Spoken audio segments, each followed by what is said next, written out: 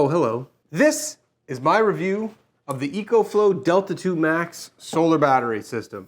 Now, before we get into this, I want to set out a couple of ground rules so that you and I know where I'm coming from in making this video. First, 90% of the videos that you see on YouTube that contain something from Ecoflow or Blue Eddy or Jackery, they're all sponsored. YouTube's got a crazy way these days of just sliding products into it. That is not this video. It's come to a point now where about 60% of all the videos that you watch are some sort of advertising in it. The other day there was a guy, he was using his chainsaw and then he just pulled out an e-bike and said, hey, this company sent me an e-bike. There's the other guy, oh, is there a war in Russia? Buy this battery, buy these food. That's not what we're doing here. I do not, and probably never will, create content with the sole intent of getting your money. I like buying expensive toys, and apparently, according to my analytics, you guys like watching videos of me reviewing those toys. I do not take money from companies to review their products. I buy them with my own money, and I give you my own opinion. Proof of that, there's no discount code, use my code SAFD to get $20 off this unit. With that out of the way, let's get into the good, the bad, and the ugly of the Ecoflow Delta 2 Max. I purchased this unit on July 12th, 2023, on Prime Day from Santa Bezos. You realize Prime Day is 6 months exactly away from Christmas, right? And they told me it would take about a week to show up. Totally fine. Much to my surprise, it actually showed up in 3 days. Totally cool, ahead of schedule. Nothing wrong with that. No complaints there.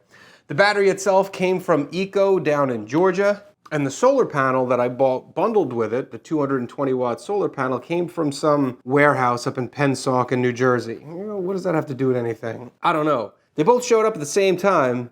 The box was in great shape on both items. This obviously had no damage, but the solar panel had gotten FedExed. If you're watching this from the other channel, you know my issues with FedEx. It's not exactly a surprise. FedEx gonna FedEx. But I was like a little boy at Christmas, so as soon as the thing got delivered, I opened everything up and I wanted to immediately play with it. I noticed that the solar panel was smashed, and within 30 minutes of delivery, I had gotten in touch with Amazon to tell them, hey, the solar panel's smashed. It took Ecoflow about 12 hours to get back to me, totally fine. Can you send us pictures, blah, blah, blah. Yeah, I did that. Fast forward about 3 days of emailing back and forth, and I finally got an RGA. The package is on its way back to Ecoflow. We'll see how the exchange process works, and I'll let you know in a future update if there was any issue. Now, one of the things that did bother me about that process is the customer service representative from Ecoflow told me, please let us know when the parcel has been delivered. That kind of bothered me. You want me to cook the steak too? I mean, come on. You're the customer service people. I'm mailing it out using your RGA and I have to track this thing back to wherever it's going and then let you know the broken one has arrived back at your return facility. Shouldn't they be able to handle that? As a matter of fact, I've dealt with companies where as soon as they see you ship the item back, they'll ship you a new one for the matter of customer service. You know, it's already on its way. I have to track the thing back and tell you when it gets delivered? Whack. It's not all negative. This is great. This battery is great. And yes, I keep saying battery and not solar generator because that's marketing wank. This does not generate anything. If anything, the sun generates, the PV panel converts it into energy, and then this stores it. It's not a generator. I cringe whenever I hear people say that. This is a battery that stores solar energy. Anyway, this thing works great. What I did on the day and subsequent days since it was delivered, it's kind of meta, but I actually want this to live in the chicken coop. My chicken coop is completely off grid and I'm tired of running extension cords all the way down to the coop. It's like 250 feet away. So I want this to harness the power of the sun, to power the pumps and the light and the fans and the other things that we have going on down at the chicken coop. So what I did was I built a shelf, a little cabinet action, for this to rest in inside the coop. And I could say without a doubt, this outlasted me. It was Vietnam hot out there, 100% humidity, downpouring rain, mid-80s, very hot. This thing worked all day and eventually I ran out of gas before it did. So I dug out all of my corded tools so it could build a house for itself. It ran the big DeWalt drill, the corded circular saw, corded miter saw, and a corded table saw, a job site table saw. kind of emblematic of a job site or somewhere where you wouldn't have power, like out in the woods, something like that. It performed flawlessly. Nothing stopped it. And like I mentioned earlier, it outlasted me that day. Secondly, it recharges super fast. That's not marketing wank in and of itself. This thing charged up from the 30% or whatever they ship these out at. All these lithium batteries come with a little bit of charge in them. This is no different. It came at about 30%. In about 40 minutes on the house plug, it charged up really quick. Less than an hour, it was ready to rock and roll. Another thing that I like about it, it's actually not that heavy. This goes about 51 pounds, which is much lighter than the equipment that I've used in the past that this is replacing, specifically the Ryobi 4500 inverter generator. That goes about 80 pounds, so it's significantly lighter than what I was using before, and then that is completely a bonus. I did see a comment on another video where a person complained that the handles really extended the footprint, and it was dumb that Ecoflow did this, and I think that that was just a dumb comment because it probably only makes it about 2 inches longer than the base. Maybe 3. That was a dumb comment. But ergonomics, the handles are stout, it travels nicely. I have no complaints with that. Operationally, thing works terrific.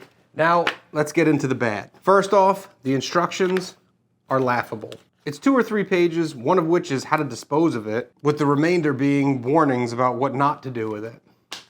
There is a quick start guide that explains to you what the buttons are, but not really what they do. That said, if you go onto the website, there is a PDF of a user manual that is a little bit more detailed than what's shipped with the package. There's also a PDF for the app. The manual for the unit is only 3 pages longer than the manual for the app. There's not a whole lot of instructions that go on with this. Now you say, well, it's a battery. What do you need instructions for? And you would be right. And the app itself is cool. But what do I do with the settings? It gives me all these settings. I don't know what to do with them. Again, there is a how to use video on the website, but it's just a video version of the paper instructions that doesn't really go into detail about, say, some of the settings that are inside of it. That's not to say that you can't use the thing without the app or the manual, but there are some things that I've kind of picked up along the way that I don't really know. Something like don't let it go below 20% or charge over 80%. I still don't know like what to do with that and why it would give me these options. So what do I have to do? Go watch those paid advertisements from those other YouTube creators to get the actual information on how to use the machine that I bought? And let's say hypothetically, what if I was a boomer? What if technology and I didn't get along together? What happens if I don't have a cell phone? The reason why I bring this up is Neighbor Bob. Neighbor Bob went ahead and bought himself the Pro version of these, the big ones. He bought 2 of them plus an extra battery. Cost him a fortune. Neighbor Bob's an old school guy, doesn't even own a cell phone, definitely doesn't have internet, and most certainly doesn't have a computer. There are settings that Neighbor Bob can't use because he doesn't have technology. There's no way to access some of these settings on the unit itself. So Neighbor Bob and I, he's 76, I'm in my 40s, we still don't really know how to use all the settings. I don't know what to tell him because I don't even know what to do myself. Not good. I think those 2 things are the bad. Not the end of the world. You could still use it. I don't think you're getting your full potential or the full lifespan out of the unit without using the app. Another thing, it's kind of related. I know that this hooks up into the Wi-Fi. That's how it controls, that's how you could use the app and see your battery level and all that stuff. And I don't know if this is important to anybody, but it doesn't show up on my router. I don't know how the information is getting onto the app. Is this talking to my phone directly? I don't think so, because it has to hook up to the Wi-Fi. But when I go and look at the list of things that are connected to my Wi-Fi, because I'm a dork like that, the Ecoflow's not on there. Kind of creepy. Again, not the end of the world, but it's my video. My opinion. And finally, let's get into the ugly.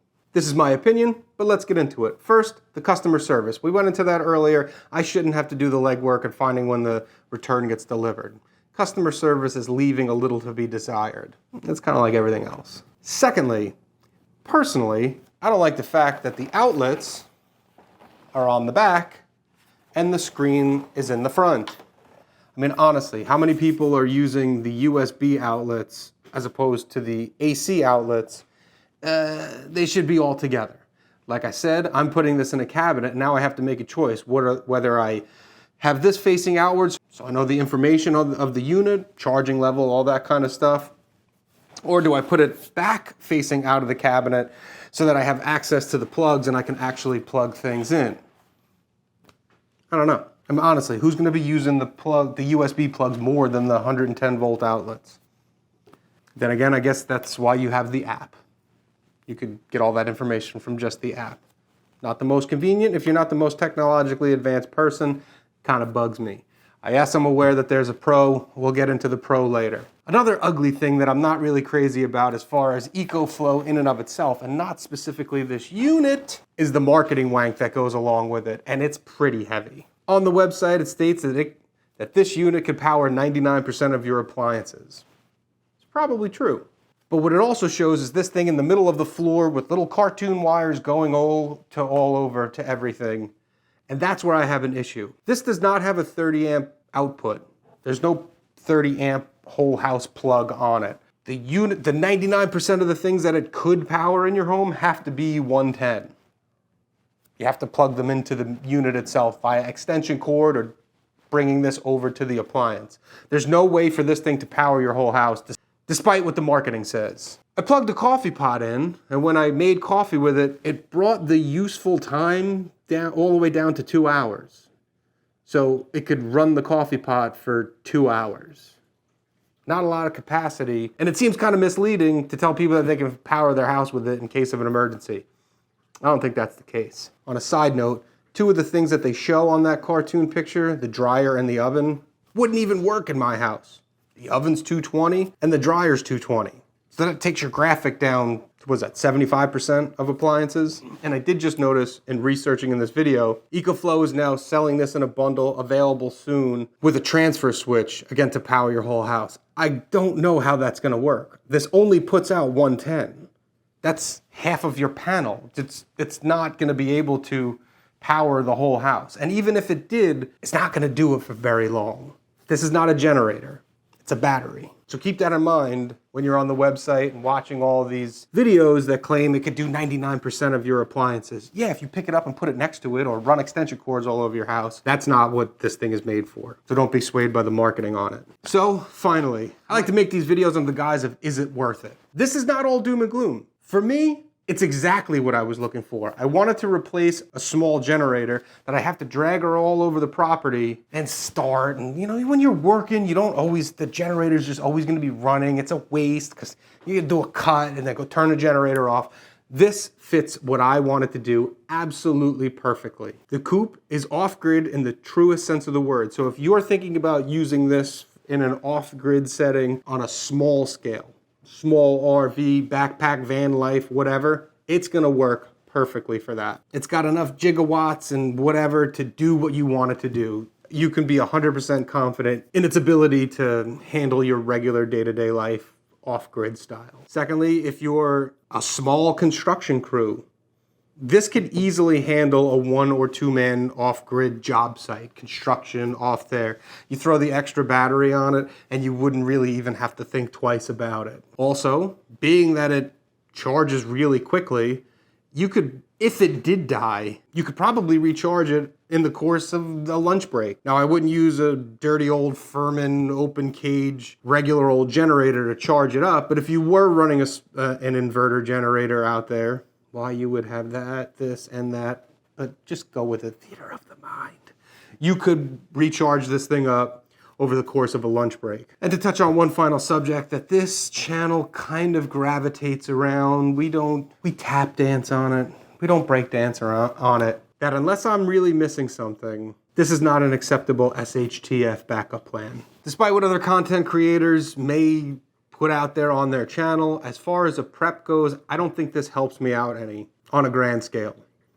I bought this with the sole intent of doing what I already explained, but as far as when the bombs start falling, I don't think this is gonna help me out any. It lacks the ability to run a house. Then again, how long, even if you were to run a bunch of extension cords, how long would it actually run for? Of course, you could always add extra batteries onto it, getting yourself 6,000 kilowatt hours. But at that point, you're at almost $6,000.